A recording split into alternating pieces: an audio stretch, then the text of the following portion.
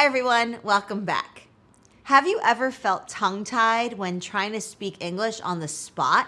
We've all been there. Trying to come up with the right words at the right time can be challenging, but it's a skill that we can all improve.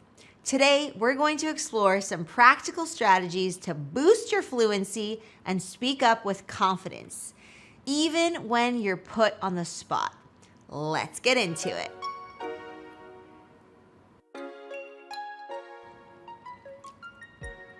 Why is mastering spontaneous speaking so important, especially in the US or in any English-speaking work environment? Well, it opens up a world of opportunities. When you can think on your feet and express yourself clearly, you'll be able to participate actively in meetings and discussions. Your ideas will be heard and you'll be seen as a valuable contributor. Network effectively. Making connections and building relationships is much easier when you can engage in spontaneous conversations. Make a great first impression, whether it's a job interview or a social event. Being able to speak confidently can leave a positive and lasting impact. Give presentations and speeches. You'll be able to captivate your audience and deliver your message effectively. Negotiate successfully. Whether it's a salary discussion or a business deal, being able to think on your feet is crucial. And let's not forget about social fluency. Being able to speak spontaneously in social settings can help you to do the following. Make friends. Building strong personal connections is key to a happy and fulfilling life. Feel more confident and comfortable. When you're not worried about what to say next, you can relax and enjoy yourself. Be more persuasive and influential. People are more likely to listen to and trust someone who speaks confidently and fluently. Today, we're going to explore some practical strategies to boost your fluency and speak up with confidence, even when you're put on the spot and you have to speak spontaneously. So let's get into the strategies. Strategy number 1, broaden your mental landscape. The more diverse your interests and knowledge, the easier it is to find things to talk about. Think of it like this. The wider your net, the more fish you'll catch. And in this case, the fish are interesting ideas and conversation topics. Let me give you an example. Imagine you're at a networking event and somebody asks you, "So, what do you do for fun?" Now, imagine this scenario. Scenario 1 is limited interests. So if your only hobby is watching TV, your answer might be something like, I like to watch TV. Not exactly a conversation starter, right? Now in scenario 2, let's say you have diverse interests. So if you have a variety of hobbies and diverse interests, maybe you enjoy hiking and biking and trying new recipes and volunteering at a local shelter or learning a new language, now your answer could be much more engaging. You could talk about the beautiful trails you've hiked, the delicious dish you cooked last weekend, the rewarding experience of helping others, or the challenges and joys of language learning. The point is, the more fish you have in your net, the more likely you are to find something that resonates with the person that you're talking to. And when you find that common ground, conversation just flows naturally.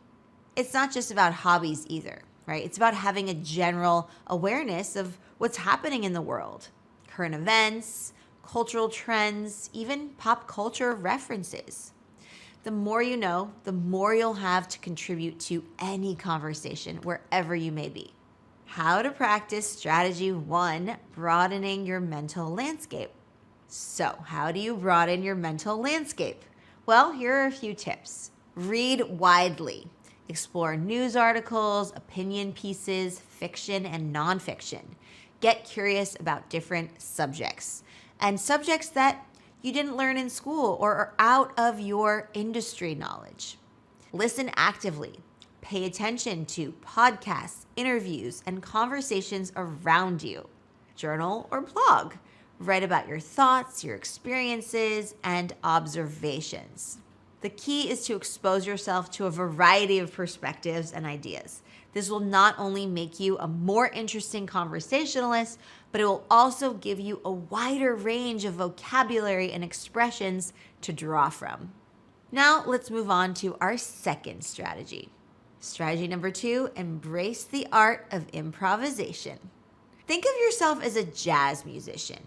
You know the melody and the chord progression, but you don't have to have every single note planned out in advance. In fact, some of the most magical moments in jazz come from those spontaneous riffs or solos where the musician takes a leap and creates something beautiful in the moment. Now, it's the same with speaking. You don't have to script every word in your head before you open your mouth. Sometimes the most engaging conversations happen when you allow yourself to improvise, to bounce off of what the other person is saying, and to let your thoughts flow naturally. When you embrace the art of improvisation, you free yourself from the pressure of perfection. You allow yourself to just be present in the moment, in that conversation, to listen actively, to be engaged, and to respond authentically. And that, my friends, is where the real magic happens. How to practice strategy 2, embrace the art of improvisation. So here's how you can practice embracing spontaneity. Free writing. Set a timer for 5 to 10 minutes and write nonstop without putting your pen or pencil down and without worrying about grammar or structure or syntax.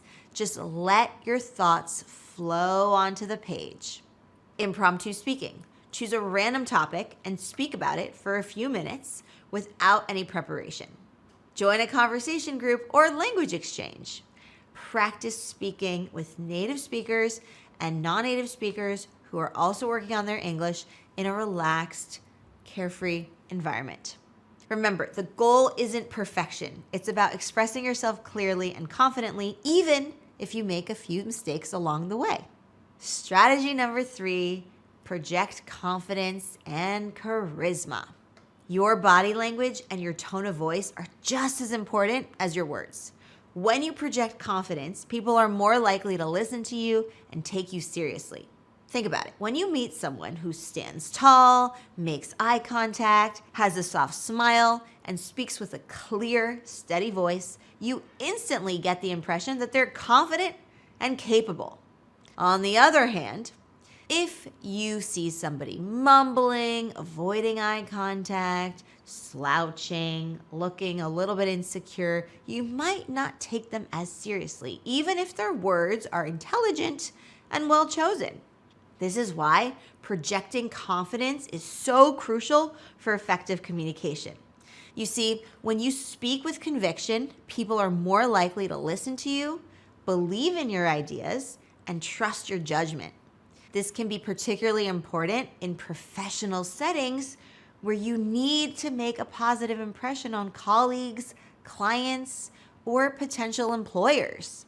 But projecting confidence isn't just about faking it until you make it. It's about cultivating a genuine sense of self-assurance that comes from within. And the good news is you can develop this skill through practice and awareness. How to practice strategy 3, project confidence and charisma. Here are some tips for owning your presence. Maintain eye contact. Show that you're engaged and interested. Speak clearly and at a moderate pace. Don't rush or mumble. Use gestures and facial expressions. Add dynamism to your conversation and your communication. Practice your elevator pitch. Prepare a concise introduction of yourself or your work. Even if you don't feel confident on the inside, projecting confidence on the outside can help you feel it till you become it. So there you have it. 3 key strategies and how to practice these strategies to help you unlock your spontaneous speaking potential. So let's now recap.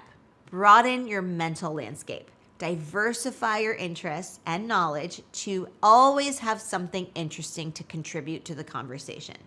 Embrace the art of improvisation. Don't be afraid to go with the flow and let your thoughts unfold naturally. That's part of the beauty of spontaneous conversation.